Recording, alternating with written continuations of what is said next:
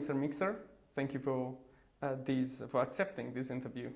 I would like to kick this off by stating that the Strategic Compass has been approved. I would like to ask you, is this the last call for the European Union to become a geopolitical actor and a security provider? And what about Estonia's expectation? Were they satisfied? Well, I think it's an expression of Europe's aspiration to emerge as a geopolitical actor. And the thing with such sort of broad strategic planning documents is that they will have to be revised and reviewed every now and then. And now the Strategic Compass replaces the Europe's global, whatever the name of the document was, global strategy from the last Commission. Obviously, it's a bit aiming at a moving target, and the Russian invasion of Ukraine has fundamentally changed the security landscape, the security situation in Europe. And this change, I think, is only partially reflected in the documents. Certain sections were inserted at the very last moment, but the bulk of the document still deals with the world before this war, and most of the drafting happened before the war broke out. So I think that we have to continually adjust. It's not a unique situation in a sense. When you think of the NATO strategic concepts, for example, one of those was adopted in 1990, just before the collapse of the Soviet Union. It didn't foresee the collapse of the Soviet Union happening quite so imminently. The next one, which was adopted in 2000, actually came into force just before the terrorist attacks against Washington DC and New York. So obviously there's a lot of uncertainty about the evolution of the global security scene or European security scene, but you have to do the planning. You have to set the compass. Compass itself is not a vehicle. It doesn't take you from one place to the other. It just provides direction. So I think it comes down to the implementation. And yes, I'm happy. I'm not representing the Estonian government, so I'm probably not the perfect person to tell you about the Estonian expectations. But as an Estonian MEP, I'm happy about certain areas being very seriously tackled in the Strategic Compass. For example, the need for more defense spending, more capabilities. More autonomy of the European Union in certain areas, more intelligence cooperation, greater focus on hybrid and cyber threats. These are all important things. Also military mobility. These are things that I think are going to remain important. However, this current security crisis in Europe sorts itself out. And in more practical term, the Strategic Compass foresees the deployment of the EU Rapid Capability Force, composed by 5,000 troops. What do you think of this measure? Do you think this is a good starting point? And in practical terms, how will this function? You've mentioned the Russian invasion in Ukraine. How will this practically function? To be perfectly honest, I think that the creation of this 5,000 strong reaction force is a response more to the rather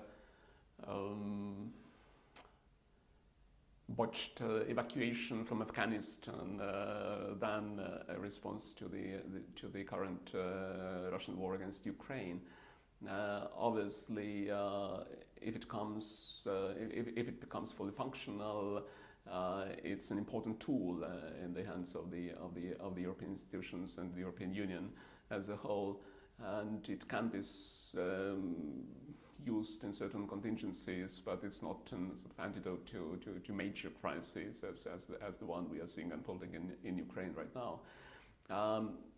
We have seen previous attempts to set up a common European capability of relatively similar nature, and well, when you think, for example, of the European battle groups, then these were first declared the initial capability was declared, then the full capability was declared, but these units, these battle groups, were never purposefully deployed, and we know the reasons for that. And I would say that when we are developing capabilities like that, we will have to be honest with ourselves and ask ourselves first whether our previous inability to respond to certain types of crises was a result of or was caused by lack of useful or usable capabilities, or the lack of political willingness to get engaged. I think if we fool ourselves and say that if only we had capabilities, we would be engaging in those crises, but then eventually it turns out that what was actually missing was the political readiness, the political will to get involved. Then I think it would be rather unfortunate. So, but I hope that this with the aspiration of emerging as a geopolitical actor, Europe also develops more of political readiness to seriously commit to itself when necessary, also militarily, in order to preserve peace and build security in Europe and around. As the EU army may still seem or sound as a utopia, what do you think of the indication of allowing a small group of willing member states to carry out military missions on behalf of the European Union? Unanimity is still the norm for decision making. Do you reckon the concept of qualified majority should have been included in the strategic compass? Oh, well, this is a question that probably would require a lengthier answer. I'll say that, first of all, the concept of European army, I don't really like this term, because I think it's hugely misleading. I don't think that we will see in any foreseeable future the emergence of anything that could be called the European army. I think that the decision to deploy forces overseas, the decision to send your servicemen and women to fight and potentially die in a foreign country, that's a very significant attribute of national sovereignty. I don't think that we will see willingness on behalf of the German Bundestag or the French Parliament to give that right away to a sort of supranational institution. And neither do I think that we should, or they should. So I think that while there is room for common European capabilities, be they reputational or otherwise, and formed in some other way, there is, I think, room for more commonly created capability. I don't think that we are going to see a European army anytime soon. As to, well, when you think of NATO, for example, when NATO deploys forces, NATO as an organization does not have many capabilities. It has certain planning capabilities, it has staffs, command and control structures, but when it comes to actual forces, then these are national forces. And when NATO takes a decision to deploy those forces, then the political decision to launch an operation is taken by consensus. So even a single member can actually block that consensus. There is room for constructive abstention. So basically, you can vote or decide not to block the consensus, but you are not obliged to actually contribute to forces. Force generation happens separately, and only willing members will contribute forces. Now these forces. With the force generation, that's another important principle. That's costs lie where they fall. It means that those members who do not want to participate don't have to contribute financially either. So that's, I think,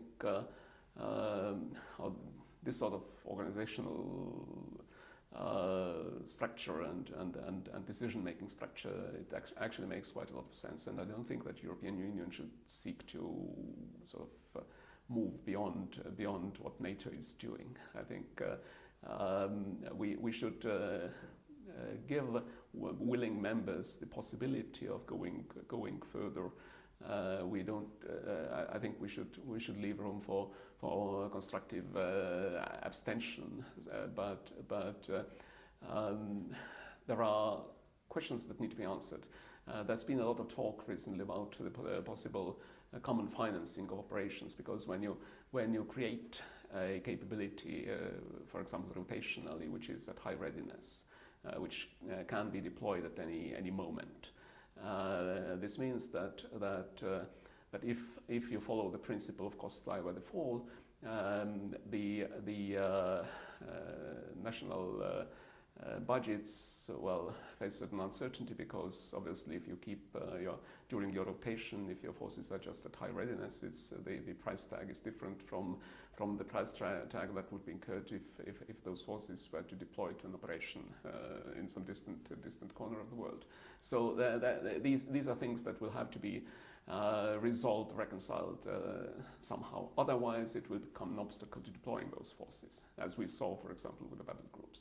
So there are issues that will have to be sorted out. As to the abolition of the consensus requirement, I'm not a big fan. I'm not a big promoter of the idea that we should scrap this consensus decision making and move to qualified majority, because obviously, if a certain member state would be overrun or outvoted consistently, that would create tensions. So I think that in situations, for example, similar to the current security crisis in Europe, consensus, while it is hard to achieve sometimes, once it's achieved, I think it's a huge asset, and you don't want to see sort of those cracks. If you say that, for example, in our collective response to the Russian invasion, we can move faster if we scrap consensus and move to qualified majority, the adversary actually sees those divisions and usually is intelligent enough to exploit those divisions. So I think that while it seems to make sense from the point of view of efficiency to have qualified majority voting on important security policy decisions, the consensus requirement actually serves a very useful purpose and has a very good rationale behind it as well. As you've touched upon the NATO, Estonia is a member of both the EU and NATO. Do you fear a risk of duplication in their security policies? And the Compass mentions Article 42.7, so the mutual assistance in case of armed aggression. How would these relate and interact with NATO's Article 5 on collective defense? Well, I think obviously when this article was put into the treaty, the relevant NATO article was the sort of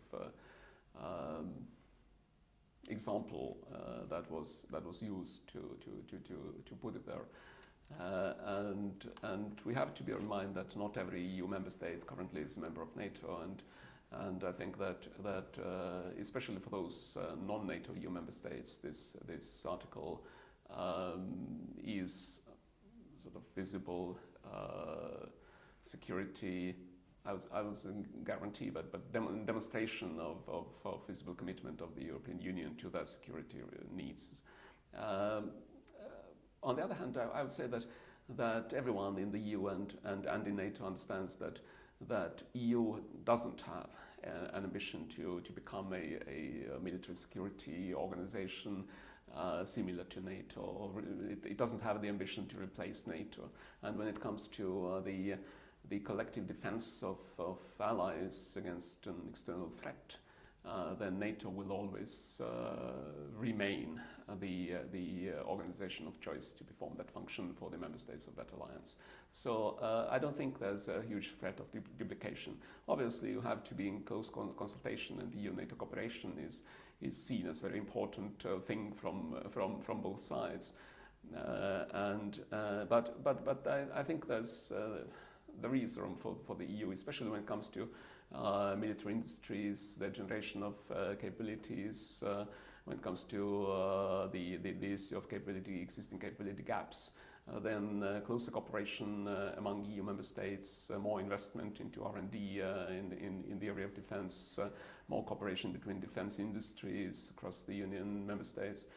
These are all things that would benefit also the collective defense and of the NATO alliance. And I think that especially with regard to the US, they have been pushing for the European countries to do more over a long period of time, and I think they are justifiably concerned about the sort of unproportionately great load that falls on the shoulders of the US taxpayers when compared to the EU taxpayers. So I think that the call for the European Union member states, majority of which are also NATO member states, to pay more for generating military capabilities, that's wholly justified. When it comes to this of the division of labor on one hand and the potential duplication on the other, it's useful to bear in mind always that all of the EU member states and all of NATO member states, and there's a significant overlap obviously, they all operate on the principle of single set of forces. And that also something that will have to be borne in mind when you speak about, for example, the NATO response force or the collective European reaction capability. That those forces are actually drawn out of these national defense forces, and none of those national defense forces actually sets aside special units for NATO purposes or EU purposes. They all drawn from the same pool of forces. So the principle of single set of forces is and will continue to be a very important principle under which our militaries operate. Lastly, well, the Russian invasion of Ukraine prompted some political reaction. We've seen Finland and Sweden, for example, that made moves towards joining the NATO. In particular, Germany announced it would rearm under a significant defense budget. Berlin is set to become the world's third largest defense spender. How does Estonia welcome this decision?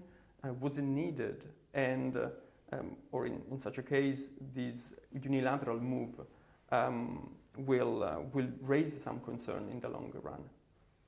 Well, I would address those two issues separately. First of all, I would very much, as an Estonian, I would very much welcome, obviously, a decision by Finland and Sweden to join NATO. It's obviously a sovereign decision on behalf of those countries. They will have to make those decisions according to their own national decision-making procedures. But I think it would benefit the regional security hugely if they became NATO members. Currently, when you think of recent developments in the sort of Nordic-Baltic region, then we've seen Belarus virtually giving up its independent defense, giving it over to the Kremlin in Moscow. Now recently conducting a referendum allowing potentially in the future allowing Russia to place nuclear capabilities on Belarusian soil. We have been talking for a long time about this so-called Suwalki Gap, the very narrow land connection between mainland Europe and the Baltic countries especially. And we know that if ever there were to be a confrontation, military confrontation between NATO countries and Russia in this part of the European continent, Russia wouldn't feel bound to respect the non-alignment or military neutrality of those countries anyway. So I think that it would make a lot of sense for them to take that decision. There are historical reasons behind why they haven't haven't made this decision earlier. But I think that now, seeing how little the Kremlin cares for the basic norms of international law, it would make a lot of sense for them to join. Now, with regard to Germany, first of all, I wouldn't call the decision to increase or boost defense spending a unilateral decision. Actually, several NATO summits have actually taken decisions to, or have expressed calls for the member states to raise the defense spending to at least 2% of the GDP. And Germany has been sort of underspending, taking out the peace dividend for a very long time. So actually, it's a sort of logical response to those calls by other NATO allies for Germany to do more. Obviously, it's in very big part a response to this very shocking Russian aggression against Ukraine. Germany has reversed some other decades-long policies. For example, the decision to donate or export lethal weaponry to a country in conflict, essentially a victim of aggression. That's something that contradicts sort of previous German approach, but I think it's very much a right decision to support Ukraine in the hour of need. Now, Germany would become, if those pledges are fully implemented, a very significant defense spender, and